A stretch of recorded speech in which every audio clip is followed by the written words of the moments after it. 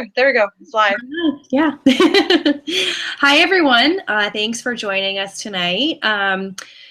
So this week's team meeting is we have Manessa Konecki. Did I say that right? You actually did. Most people say Konecki, but you said you got it right. So I asked Manessa to come join us to talk about treating your business like a business. She and her sister Syra are they are a team together, and they are also coaches, and they have just made a great business for themselves together. Obviously working together, and really everything I hear about them from other people is that they are wonderful businesswomen. And they have their goals in mind, and they set the time and strategies to stick to them. So Manessa and I have gotten the chance to work together at our Boston training. She's also local. So yeah, I kind of reached out to people, and she said that she would enjoy talking to you guys tonight. So I am gonna let her chat for a while. There is also a chat bar in this little chat function. So if you guys see where it says, like, on the right side of your screen, chat, polls, attendees, etc., you can just click on chat and you can type some questions in, and we will try to get to those. And so yeah, our meetings are are informal. So we just like to chat, and we can go back and forth, and yeah, so. Yep. I'm actually good with chatting, so feel free. I don't mind stopping. I have the attention span of Dory, so you can talk. If you type a question, I'll answer it like right away and just come back. Oh, look, question, and then answer it. But I got to tell you, I'm really excited.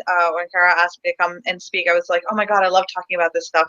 Syra and I both have a background in business. We've been working at the hospitals in the Boston area since like way longer than I care to say. And then we went to a startup last year. And Syra and I often talk about how we were really lucky that the skills that we learned while we were running small businesses, because really what we did was manage the small businesses of research within the hospitals, has really helped us now that we're at LuLaRoe. So Syra joined LuLaRoe in June of last year, and the reason that that's really important is because when she joined, her goal at the time was to make a little bit extra money so that she could pay her mortgage and maybe take a vacation to Turks, because she really wants to go to Turks, and her daughter Eliza just loves it. So that was the goal.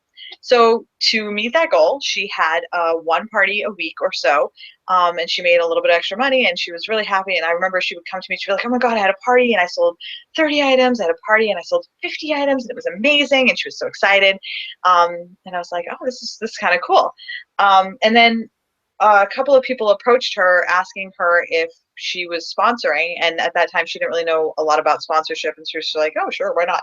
And she was actually going back and reading some of her old chats, and she was thinking, wow, like I was really just learning on the fly. I didn't really have an idea of what it was that I was doing. I just said, sure, I'll sponsor you. Around January of this year, we went to leadership, and when we were at leadership, if any of you are qualified as trainers, I strongly suggest that you go. It's an amazing, amazing experience. If you can't get to leadership, I strongly suggest you go to Inspire or to the convention, because they teach you so much. And I'll talk a little bit more about the trainings and stuff later. But while we were there, we set a new set of goals, because we'd already decided to be in partners, but that we were going to do this together. But we decided that we wanted to cruise qualify. That was our goal. And we wanted to build a team, and we wanted to participate in the lives of as many women as we could, because we were finding that the sisterhood was really meaningful to us. But so our goal was to reach out and get to know as many people as we can, and which is not a very tangible goal, but that was sort of like a goal we had. But our tangible goal was we wanted to cruise qualify. And then we were like, well, no, we don't want to just cruise qualify. We want to hit tier 3 of cruise qualification. We want to sell. So, which goes to like the first thing that you need to do as a business person. So when you're in business, the first thing you need to decide, whatever your business is, it doesn't matter if you want to own a 7-Eleven or if you want to be a consultant for LuLaRoe, or if you want to sell cars, you need to figure out what your goal is, whatever that is. If your goal is to sell 1 car a month, if your goal is to sell 10 items a day, whatever your goal is, figure out for yourself what your goal is and write it down. My monthly goal is that I want to sell more than 800 items. Someone else may have a goal that says, I don't want to do that much work. That's a lot of work. I didn't get into this to spend my whole life every day selling clothes. I want to sell 200 items. Whatever your goal is, decide for yourself what it is. And only you can decide that. One of the things we talk about a lot is the dreaded comparison trap. We all fall into it all the time. Well, so-and-so may, she made X amount of dollars, or she sold so much at her launch and I sold this much, therefore I must be doing something wrong. You don't know what her goals are. Her goals may have been different from yours, and so she structured her business differently. So one of the key things to remember in business is the only person you're in competition with is yourself. So if you decide that your goal is to sell 200 items a month, then great. It doesn't matter whether the person next to you sells 50 a month or whether they sell 1,000 a month. Your goal is to sell those 200. So figure out what that goal is, and whatever that is, stick to it. Determine how to. Huh? Can I add something to that? Yeah, sure. I think it's also really important to remember we all have different circumstances, different lifestyles, and if you decide that your goal is 200 items a month and you are working really, you feel that you're doing a lot of work, that might be good for where that's probably excellent for where you are in your life right now, and you have to be okay with that. I see, I think my business is pretty good, and when I see people selling hundreds and hundreds of items in an online sale, I'm like, well, I feel like the amount that I can sell is manageable, and actually I still have to call in help to help me pull items and ship and all of that. So that's good for me. I'm not trying, I feel like, well, this is acceptable for me, and what someone else can do, great for her. We all have different strengths, and we're all doing different things. So I think that's so important, because it's so easy for us to, us as women, we fall into that trap very easily. We tend to, because we're always trying to be better, and we're always somehow comparing ourselves to other, and I'm so guilty of that. I'll see how, someone, when we were at our training, was it Amy Lee who was talking about, or it was Brittany Hunter who was talking about how, she hired assistants. And when you look at her from the outside, you don't know that she has assistants. You're like, how does she do so much stuff? And you're like, oh, she must do it all by herself. And what you realize is that you don't know what kind of help other people have. You don't know their circumstances. They may have a husband who works at home and does all of their packing and shipping, and so they're able to sell more because they don't do that part of it. So, which is why it's important to make sure that you focus on your own goals based on your own circumstances, for sure. And then determine whatever your goal is, break it down into small manageable pieces. So if you want to cruise qualify, let's say you decide you want to cruise qualify, you have to sell, let's use the item numbers, because that's easier for me because it's smaller numbers. So 400 items in a month. You know that if you don't, it's going to be hard for you to sell 400 items in a week. So you want to break it down. Okay, so each week I need to sell 100 items, and each party I can sell about 30 items. So that means I need to do, 17 something or 18 parties in a month. But break it down into smaller, more manageable chunks, because that's how, when people are running their businesses, that's how they do it. They start with their bigger goals, and then they break it down into the manageable chunks that they need to break it down into. Because if you just like, oh my God, I have to sell 400 items right now, you're going to cripple yourself with the anxiety of having to do that all immediately. So the first thing to do is set your goals, and set your goals in accordance with what you want personally. And the goals don't have to just be work related. One of the things that Cara and I were talking about before we went live was that some people have personal goals too.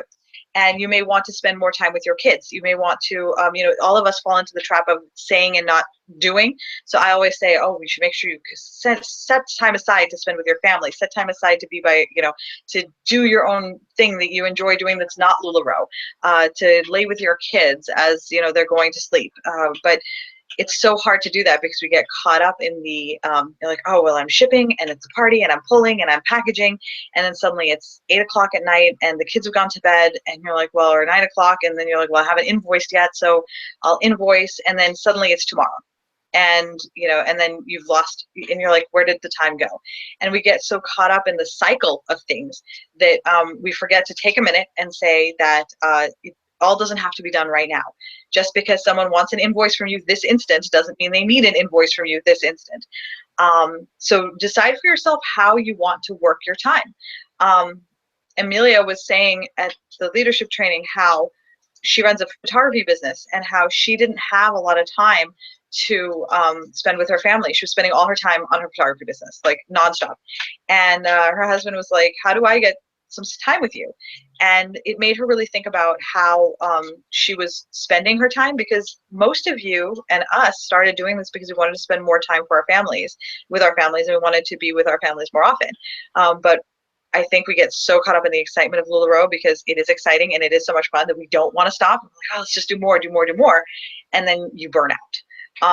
And no business can sustain itself that way, because what happens when you do burn out? What happens when you are like, I just can't do it anymore. I have got to spend some time with my family, or I need to sleep, or I need to eat, I need to shower, whatever it is that you need to do. So it's important to set boundaries for yourself now, to figure out what to figure out what works well for you. So if your goal is, I want to spend 2 hours with my family every night, that's a good goal. So make sure that in order to accomplish that, you are doing the things you need to do. So, and you can put your phone in airplane mode when you go have this. I love that idea. Seriously, like sometimes I'm like, oh my God, I'm just putting my phone, I'm just turning it off. I will turn it upside down and just put it over there. I'm not looking at it at all. A lot of us say, okay, so when you treat your business like a business, you should set workout. For a lot of us that are like, I guess it doesn't even matter if you're at home or either way, if you're at home or you work another full-time job, like this, we often say like set work hours. So, okay, well, yes, I should have a regular like nanny or babysitting, for like specific days, or a few hours here and there each week, and that should be my work time. I will admit I don't right now. It is a goal of mine. Do it. You will never regret it. But if you're and I know a lot of you are having trouble with that too, kind of just like figuring that out, like what's the best time, that I should be doing stuff. Or like, oh, well, my house is small, so I feel like I'm like, even if I have a babysitter here, I'm like, I feel like I'm still gonna be like attentive to my kids. Like, I don't know. What am I trying to get at? If you're having trouble figuring out like, these are my work times, like Monday, Wednesday, Friday, like 11 to 3, like whatever it is, you should also, maybe instead think about, okay, well, here's my off time. So going back to what we were saying. So maybe I'm having trouble figuring out like consolidating my work to certain times as I should be doing, but I could start by saying, okay, well, like, at least 2 nights a week, we're going to not work, and we're going to put the phone in airplane mode, and we're going to do that during dinner time and all of that. And I'm going to, schedule a date and a haircut and all that kind of good stuff. Work during it, And that's actually, I think I like it. I like the idea a lot, because it can be very intimidating to figure out what your office hours will be. It's easier to figure out what areas that you want to segregate off to be part of your private time. Like, this is my time that I'm spending with my family. And, the best way to do it is to actually decide for yourself what those hours are going to be, because some people have different hours depending on when their husbands work or when their kids are awake, depending on the age. You can put that on your VIP page, on your header that you have on the top. You can use Canva to make one of those like special picture thingies, and that just says like, from this time to this time, I'm unavailable. And your customers will understand. They actually don't mind. If they know that you're not there during that time, they're fine. The problem that people have is when they think you're there and then you're not. So if you let them know and you let your team know, these are the hours I'm completely unavailable, they'll be completely fine with it. I have had customers say to me, I can't believe you answered me. Like, I know that you have sleep time. Like, I know you need to sleep and be with your kids or whatever. So don't worry about it.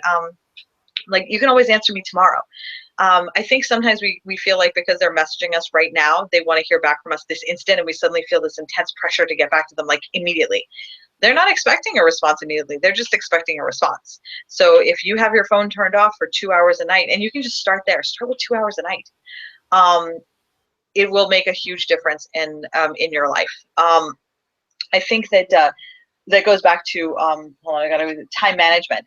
In that a lot of times, you know, and I've seen this happen actually across industries, across businesses, across it's not specific to us. It's something that everybody does, is that, and I think it's a holdover from like the 70s and the 80s, where the longer we work, the more the better we feel we worked. So I worked 10 hours yesterday on something. It's 10 hours. Or I worked, you know, I've been invoicing for 15 hours. And because of the 80s and the 70s, that's how it really was, is the longer you worked, the better it was. Now people are thinking more about working efficiently. So what I would encourage you to do is think about all the things you spend time on and figure out how long you spend doing it. So Saira and I, for example, because I just speak better with examples, we've been talking a lot today about how much time we spend on, I upload the pictures, I screenshot and download the pictures, I inventory everything into a spreadsheet, then she has the inventory itself. So she looks at the spreadsheet and she goes and pulls the items out. But my description sometimes, apparently I'm dyslexic, which we did not know, but I actually feel like I suddenly everything makes sense about my life now, that because I'm always transposing numbers and letters. I did not know that I did that, but now that somebody's constantly checking my work, we're realizing, so we're making mistakes. So we're like, how do we make it better? Okay, we got an iPad and now we have pictures of all the items. So she scrolls through, finds them, pulls them out. We've now managed to save 2 hours on that. The next thing we were wasting time on is I get all the emails saying people have paid. I put it in the spreadsheet.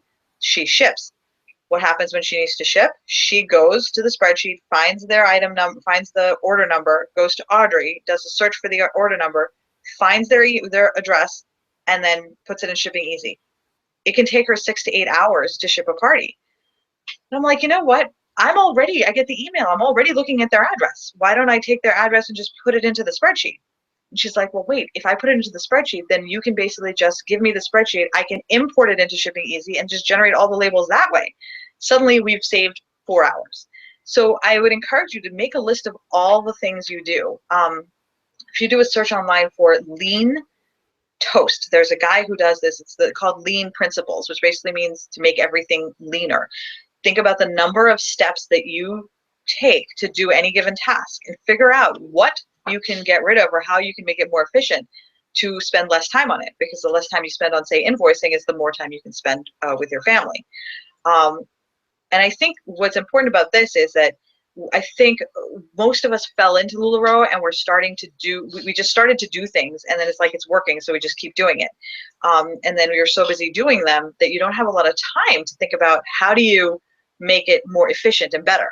But the time you spend on trying to make it better will ultimately end up saving you more time in the long run. So you've got to front load the effort to be able to shrink the amount of time you spend on things.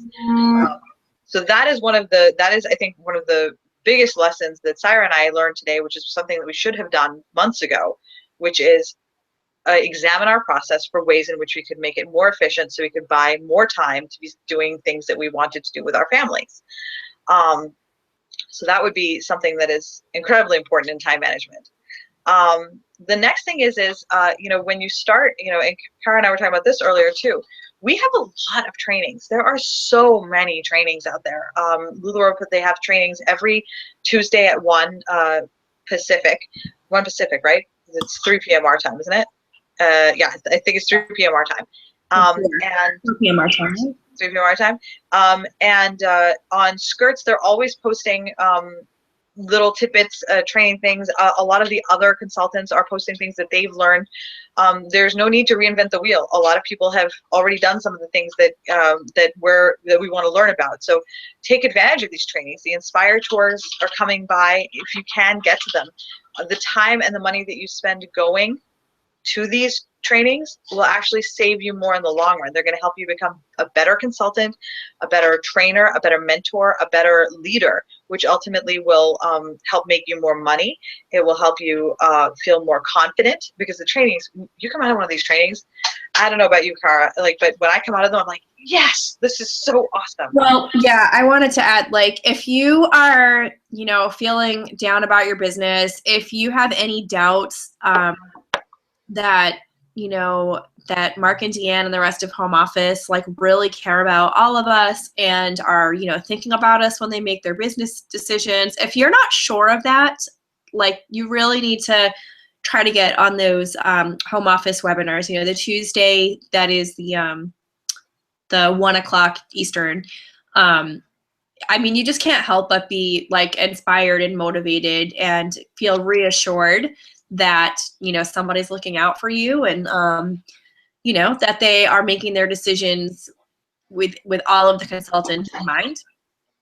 So, you know, they are there to serve consultants, you know, not just one, but all of us. And it's just, it's so infectious that, you know, I think it's really important. You made this investment in your business. You invested initially, you know, between $5,000 and $6,000.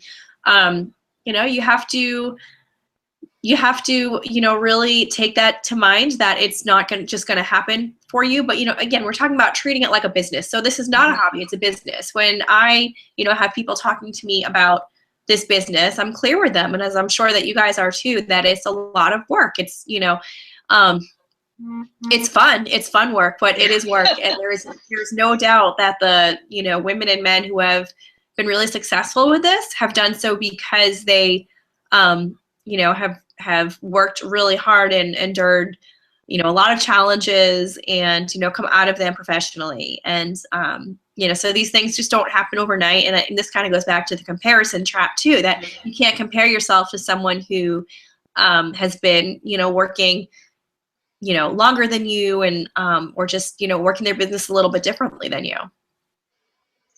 That is so true. I think that one of the key things that you mentioned was that it's a business, and a lot of the girls on our team, also the paradigm shift is difficult, because you start out, maybe you are a stay-at-home mom, maybe you're an accountant during the day, maybe you have a part-time job, but whatever it is, many women have not thought of themselves as business women before this. And now you embark on this, I'm an independent fashion consultant, and still the term isn't businesswoman, but you are an entrepreneur. You are a CEO of your company. And so you need to think about it, think about your whole business in that light.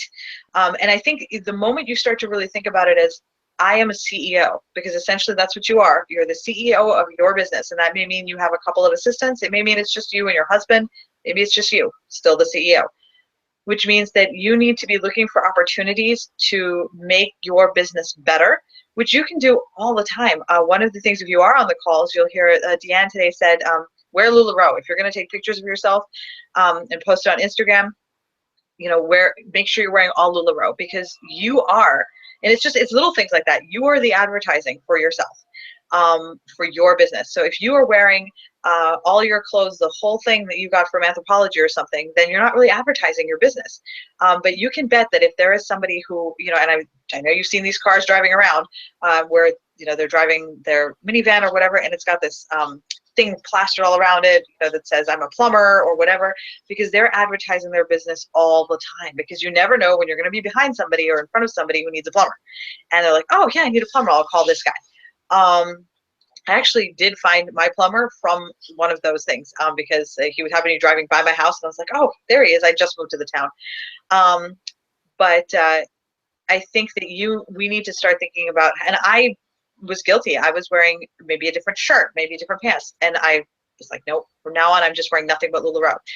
Today at the bank, the weirdest thing happened to me. I was at the bank down on Route 9. And my sister and I were talking, and somebody, one of our new consultants, was asking us what sells.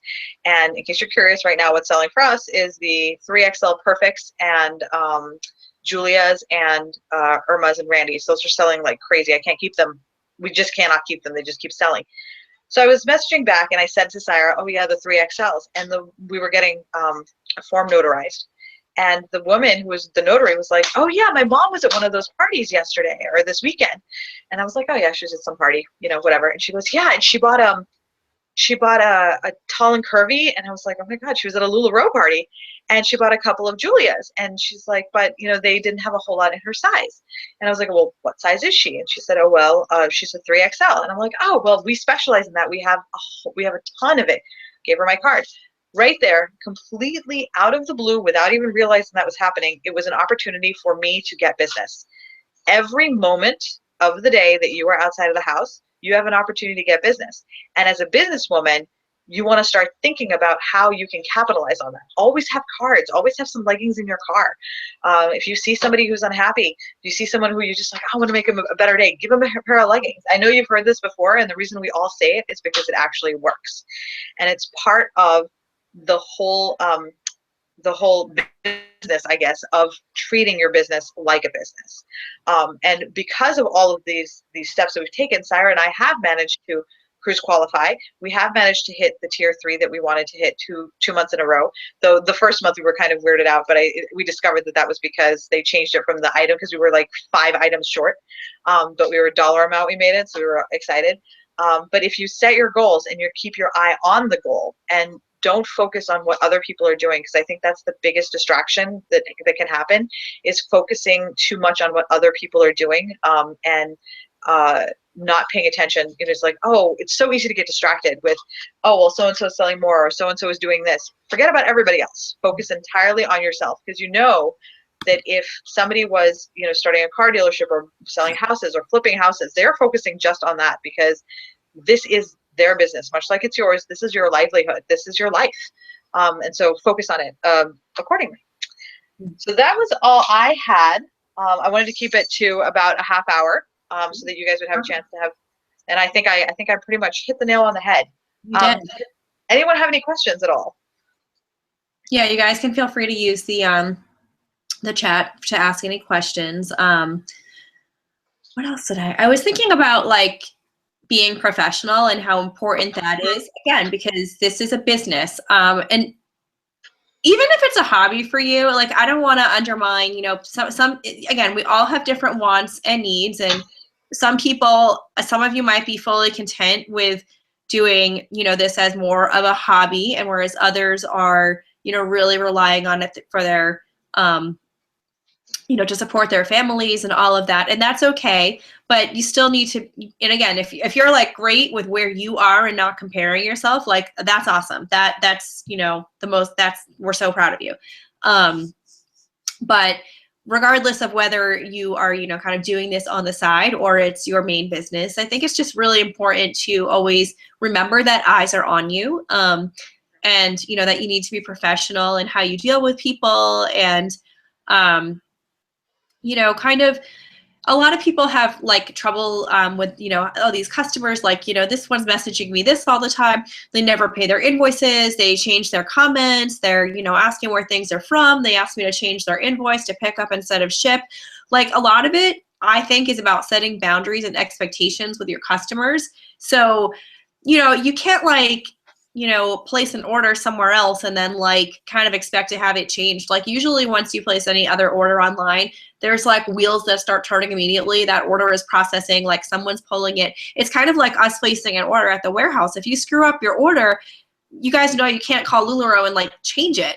So your customers need to, have that expectation with you. So I think a lot of that starts back to, like, when you're running your online sales, if online is the area where you feel like people are kind of getting all over you, setting it from the beginning of it, the sale, in a professional, concise way. Like, here's how it works. Here's how you find my pictures. Comment sold, fill out my Google form, done. Like, and if, you have to make it, like, clear for them, and then say, like, this is when invoices are going out. And again, back to that time management piece for yourself, like, set aside that chunk of time to do your invoices, and then another chunk of time to do your shipping.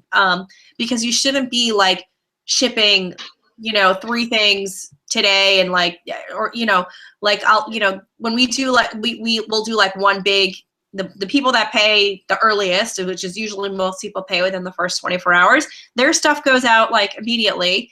And the people that trickle in after that, like, if we don't get theirs out, like, right away, that's fine. We set that expectation with our customers. We say, if you pay, by this time, it's going to go out on this day. So I think that they need to kind of know where you are with that. And as much as, we talk about, like, people don't buy what you sell, they buy why you do it. So getting out there and having people, like, know who you are and being relatable to them, so that they know she's a professional, but she's also a mom, or she's also worked. She also does this. So having them have that good experience with you, but also they know that you're doing other things too, they will want to work with you and they'll probably admire you for what you're doing. That's so true. As long as they know, they're usually happy. I think the problem is a lot of people are afraid to set those boundaries, myself included. And these are all things that you learn over the course of time, as you go through it, each sale you learn something, for example, like you were saying with the shipping, one of the things that I think with the great thing that you said was that you should, everybody that pays early, ship all of them first, get that out of the way.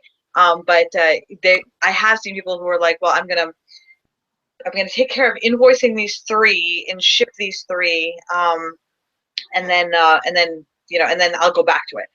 For in-home pop-ups, we don't do in-home pop-ups in terms of other people's houses. We do them at Syra's house now because our inventory is Lindsay Wheeler has a trailer that everything's in. We don't have a trailer, so we just have everything at Syra's house.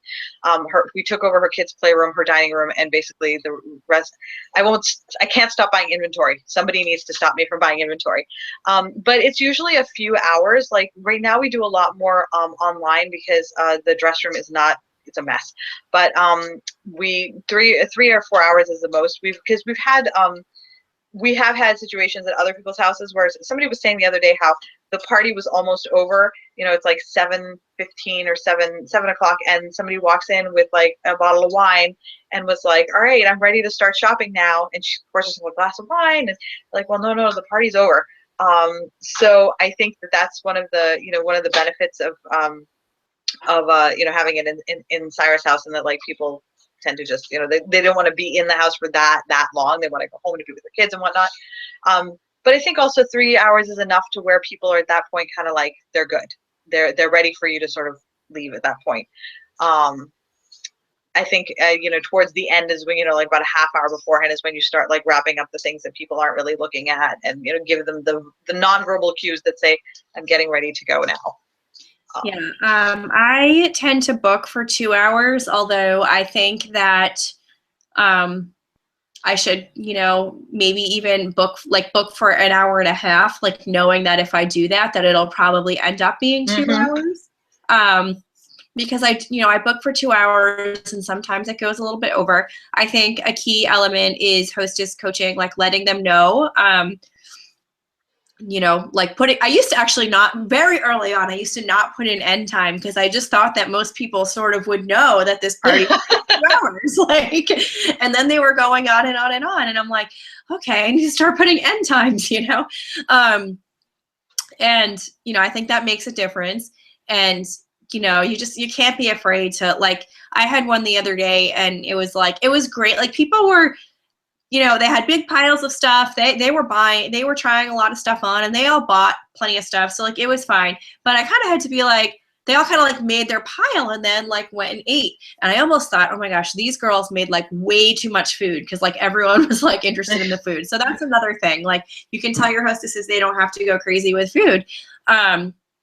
But I was like, okay, so why don't you guys go, sometimes you have to push them, go try stuff on and come show us. And then, I was going around like, okay, are you ready? Who's ready to check out? And, because you have to let them know, and, let your hostess know what's going on. And, like Modesta and Syra, I do them at my house as well.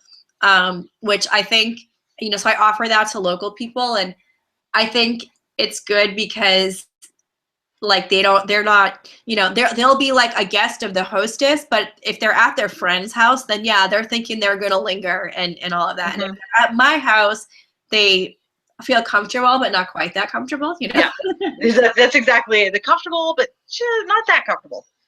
Now, can I ask you, when you said 2 hours, is that including unloading, getting ready, or is it 2 hours plus the time that it takes you to get ready? Yeah, so like I tell them that the pop-up is from like 4 to 6 or whatever we decide. And I tell them I'll be there about 30 to 40 minutes early. And I always tell them that I need a hand unloading. So you have to set that expectation too. Yeah, that's actually the 3 hours includes like the putting together and the breaking down. Yeah. Because I was like 2 hours. I was like, man, maybe we could shrink the amount of time down.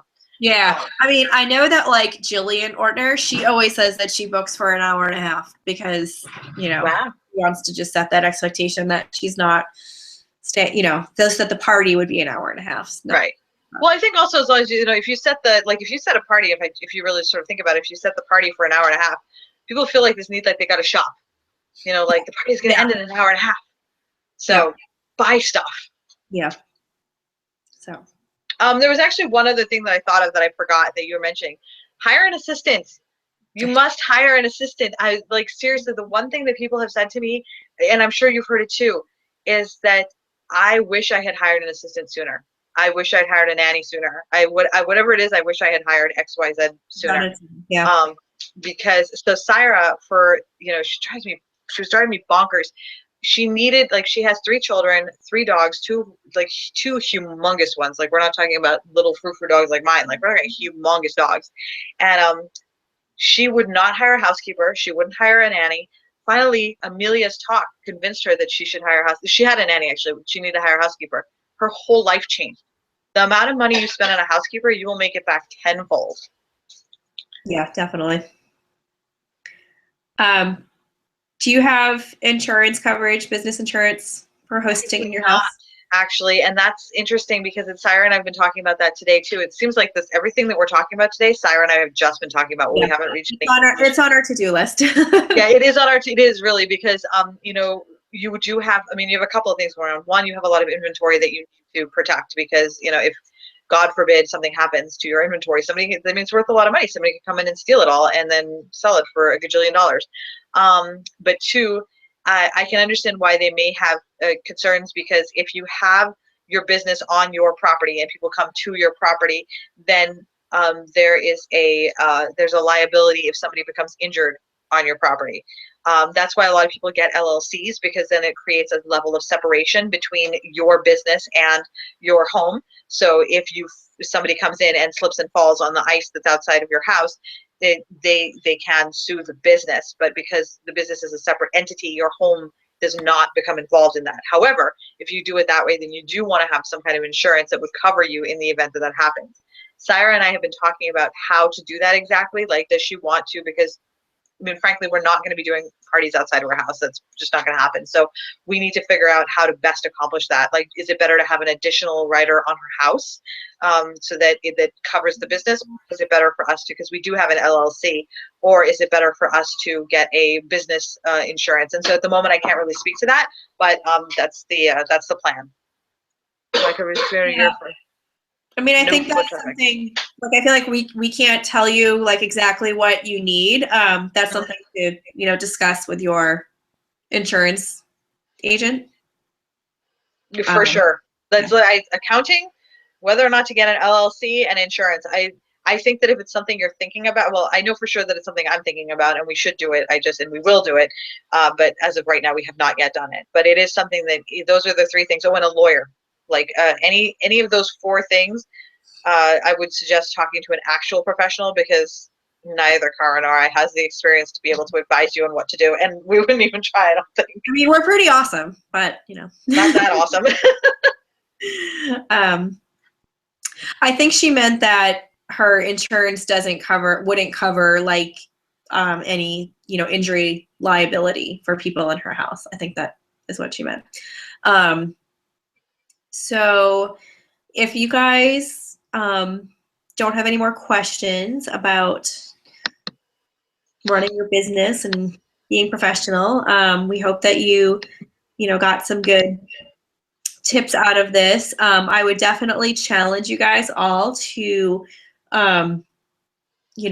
make some time for yourself because this is not, like we were saying, a lot of us are doing this so that we can be with our families more and provide for our families. And so I would definitely challenge you to set some time in the coming week where you turn off your phone. So, where you're having your off hours, right? I mean, because your business should not consume you. I will take your challenge. I will do that. Yes, you should be running your business efficiently so that you have that time without it. So. Well, thank you guys very, very much. I really enjoyed being here. But you guys are always welcome to PM me or whatever. I love cross-team collaborations. I think it's the greatest thing ever. So I'm always around. Thank you guys so much. Thank you.